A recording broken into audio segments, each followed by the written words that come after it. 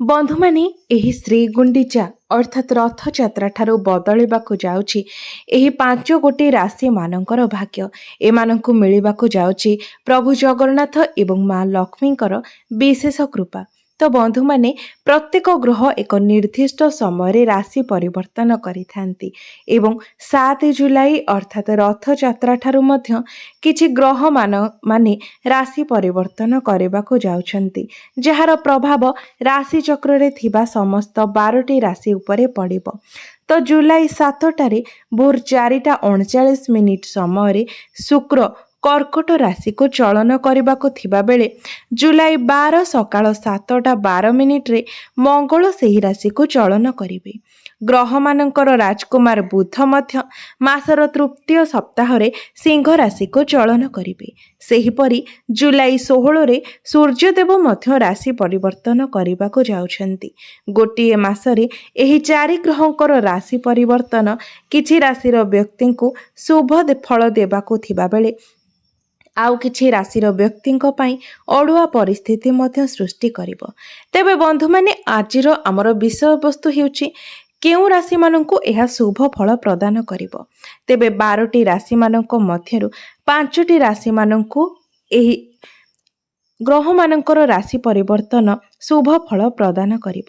ତେବେ ବନ୍ଧୁମାନେ, ଆସନ୍ତୁ ଜାଣିବା ସେହି ଭାଗ୍ୟଶାଳୀ ରାଶିମାନେ କିଏ, ଯେଉଁମାନଙ୍କର ଭାଗ୍ୟ ଏହି ପବିତ୍ର ରଥଯାତ୍ରା ଠାରୁ ବଦଳିବାକୁ ଯାଉଛି।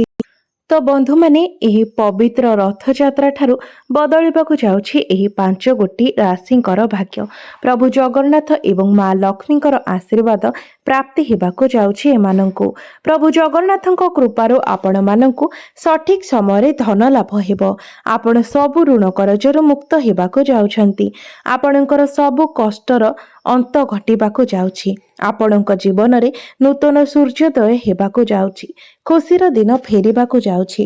ମା ଲକ୍ଷ୍ମୀଙ୍କ କୃପାରୁ ଆପଣଙ୍କର ଯଦି ବିବାହ ହୋଇନାହିଁ, ତେବେ ଅତି ଶୀଘ୍ର ବିବାହ ମଧ୍ୟ ହୋଇଯିବ।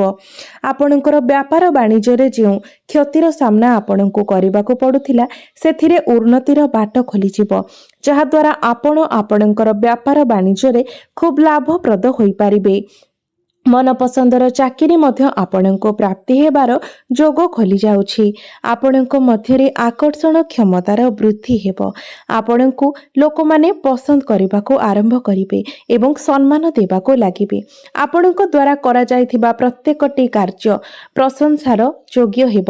ଆପଣ ପ୍ରତ୍ୟେକ କ୍ଷେତ୍ରରେ ପ୍ରଶଂସିତ ହେବେ ଏବଂ ପ୍ରତ୍ୟେକ କାର୍ଯ୍ୟରେ ସଫଳତା ପ୍ରାପ୍ତି ହେବ। ମା ଲକ୍ଷ୍ମୀଙ୍କ କୃପାରୁ ଆପଣଙ୍କୁ ଅଜଣା ସ୍ରୋତରୁ ଧନଲାଭ ମଧ୍ୟ ହେବ। ପରିବାର ତରଫରୁ ଆପଣଙ୍କୁ ଶୁଭ ଖବର ମଧ୍ୟ ପ୍ରାପ୍ତି ହେବ।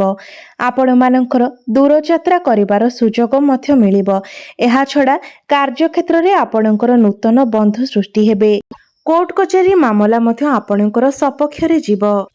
ତ ବନ୍ଧୁମାନେ, ଆସନ୍ତୁ ଜାଣିବା ସେହି 5 ଗୋଟି ଭାଗ୍ୟଶାଳୀ ରାଶି କେଉଁମାନେ ଅଟନ୍ତି। ତେବେ ତା ପୂର୍ବରୁ ଆପଣମାନେ ଭିଡ଼ିଓଟିକୁ ଲାଇକ୍ କରି ଚ୍ୟାନେଲଟିକୁ ସବସ୍କ୍ରାଇବ୍ କରିଦିଅନ୍ତୁ ଏବଂ କମେଣ୍ଟ ବକ୍ସରେ ଜୟ ଶ୍ରୀ ଜଗନ୍ନାଥ, ଜୟ ମା ଲକ୍ଷ୍ମୀ ନିଶ୍ଚୟ ଲେଖନ୍ତୁ। ତ ବନ୍ଧୁମାନେ, ପ୍ରଥମ ଭାଗ୍ୟଶାଳୀ ରାଶିଟି ହେଉଛି ଆମ ରାଶିଚକ୍ରର ପ୍ରଥମ ରାଶି ମେଷ ରାଶି। ତ ବନ୍ଧୁମାନେ, ଏହି ରଥଯାତ୍ରା ଠାରୁ ମେଷ ରାଶିର ବ୍ୟକ୍ତିବିଶେଷମାନଙ୍କ ଭାଗ୍ୟରେ ଏକ ବଡ଼ ପରିବର୍ତ୍ତନ ହେବାକୁ ଯାଉଛି। ବିଶେଷ କରି ଆର୍ଥିକ ସ୍ଥିତିରେ ସୁଧାର ଆସିବ। କର୍ମକ୍ଷେତ୍ରରୁ କୌଣସି ପ୍ରକାରର ଖୁସି ଖବର ପାଇପାରନ୍ତି। ଆପଣଙ୍କର ପଦୋନ୍ନତିର ଯୋଗ ରହିଛି। ଯଦି ଆପଣ ବ୍ୟବସାୟ କରୁଛନ୍ତି, ତେବେ ବ୍ୟବସାୟ କରୁଥିବା ବ୍ୟକ୍ତିମାନଙ୍କ ପାଇଁ ସମୟ ଅତ୍ୟନ୍ତ ଶୁଭମୟ ରହିବ। ଆପଣ ଯଦି କୌଣସି ନୂତନ ଡିଲ୍ ଫାଇନାଲ କରୁଛନ୍ତି, ତେବେ ସେଥିରେ ମଧ୍ୟ ଆପଣଙ୍କୁ ଶୁଭ ଫଳ ପ୍ରାପ୍ତି ହେବ। ଯଦି ଆପଣ ଏହି ସମୟରେ କୌଣସି ନୂତନ ଜିନିଷ କ୍ରୟ ବିକ୍ରୟ କରୁଛନ୍ତି କିମ୍ବା ଆପଣଙ୍କର କୌଣସି ବଡ଼ କାର୍ଯ୍ୟ ଆରମ୍ଭ କରିବା ପାଇଁ ଡିସିସନ୍ ନେଉଛନ୍ତି କିମ୍ବା କୌଣସି ଜାଗାରେ ବଡ଼ ଇନଭେଷ୍ଟମେଣ୍ଟ କରିବା ପାଇଁ ଚାହୁଁଛନ୍ତି, ତେବେ ସେଥିରେ ମଧ୍ୟ ଆପଣଙ୍କୁ ଭାଗ୍ୟର ସାଥ ମିଳିବ ଏବଂ ଯାହା ଆପଣଙ୍କୁ ଲାଭ ଦେବ।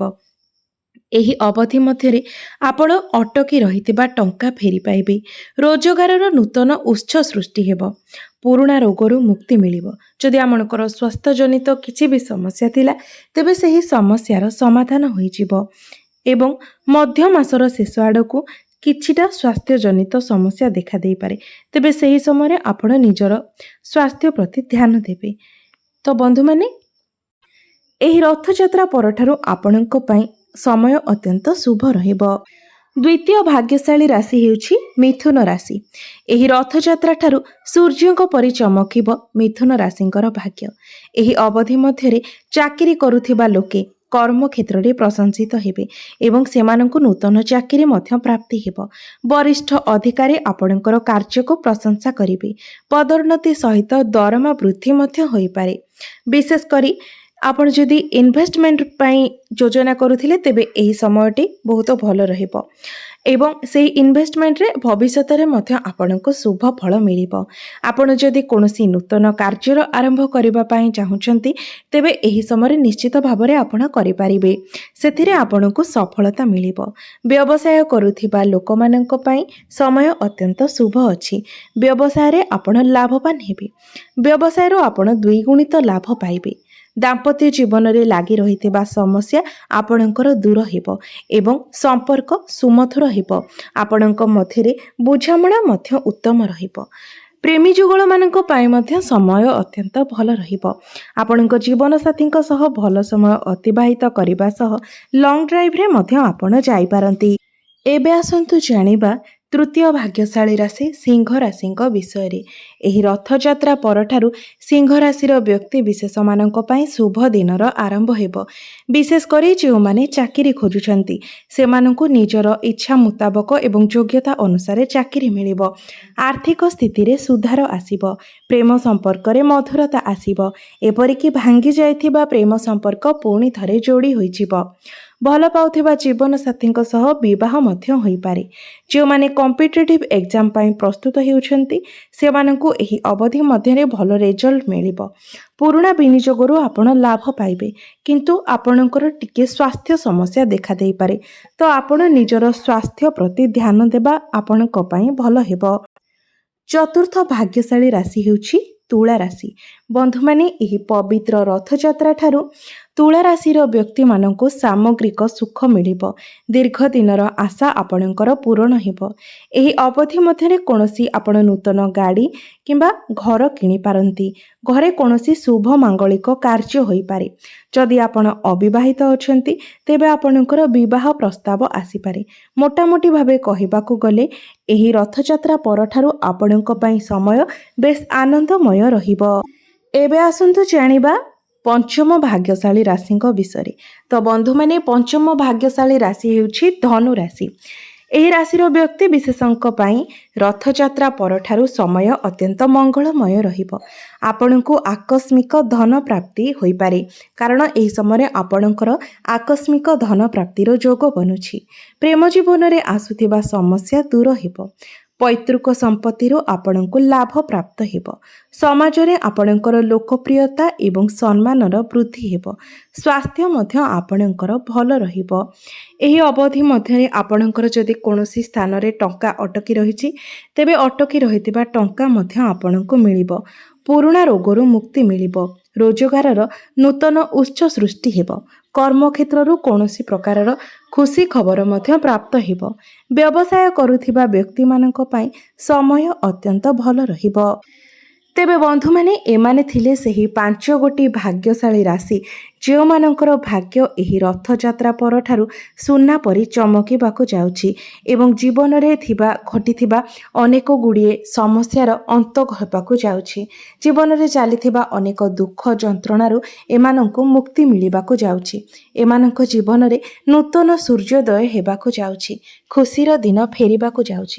ତେବେ ବନ୍ଧୁମାନେ, ଏହା ତ ଥିଲା ଗ୍ରହମାନଙ୍କର ଗୋଚରର ଫଳାଫଳ। ତେବେ ଏହା ସହିତ ଆପଣଙ୍କର ଜନ୍ମ କୁଣ୍ଡଳୀ ମଧ୍ୟ ଅତ୍ୟନ୍ତ ଗୁରୁତ୍ୱପୂର୍ଣ୍ଣ ହୋଇଥାଏ ଏବଂ ଆପଣଙ୍କର ଜନ୍ମ କୁଣ୍ଡଳୀ ଆଧାରରେ ହିଁ ଆପଣଙ୍କର ଭବିଷ୍ୟତ ବିଷୟରେ କୁହାଯାଇ ପାରିଥାଏ। ତେବେ ଆପଣ ନିଜ ଭବିଷ୍ୟତ ବିଷୟରେ ସମ୍ପୂର୍ଣ୍ଣ ଜାଣିବା ପାଇଁ କୌଣସି ଭଲ ଜ୍ୟୋତିଷଙ୍କ ନିକଟରେ ନିଜର କୁଣ୍ଡଳୀ ଦେଖାଇ ନେବା ଆବଶ୍ୟକ, ଯାହାଫଳରେ ଆଗକୁ ଆସୁଥିବା ଶୁଭ ଏବଂ ଅଶୁଭ ସମୟ ବିଷୟରେ ଆପଣ ଜାଣିପାରିବେ।